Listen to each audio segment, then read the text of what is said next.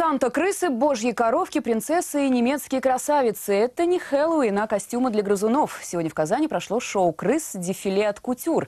За демонстрацией нарядов наблюдали кошки. Они тоже стали участницами специализированной выставки «Домашний зоопарк». Анна Граднова продолжит тему. Для них еще шок, то, что столько людей новых, звуки, запахи новые. Что для животных стресс, для хозяев возможность показать своего питомца. Дарвин недавно сменил московскую прописку на казанскую. Екатерина привезла его из столичного питомника. Наряд для него сегодня выбрать не смогли, размеры не позволяют. У его хозяйки Екатерины цель куда важнее – найти Дарвину невесту.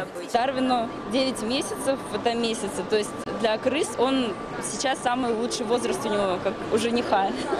Поэтому мы приехали даже с такими намерениями найти невесту для нашего мальчика. Одежду крысы не любят. Хозяйки с трудом пытались надеть на них костюмы. У кого же это получилось, показали на дефиле.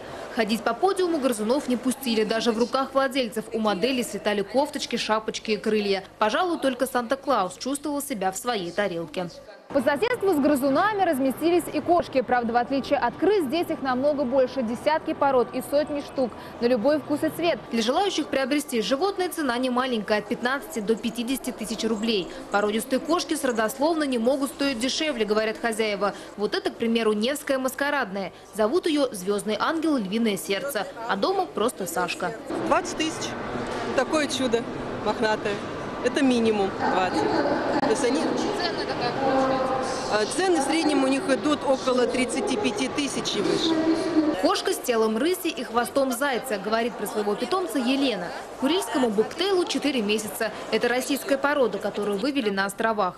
Это охотники, это, вот я говорю, это полностью повадки собаки. Они могут ловить рыбу, не бояться воды, могут лазить по деревьям. Не как все кошки, которые залезли и кричат, они еще и слезут с него.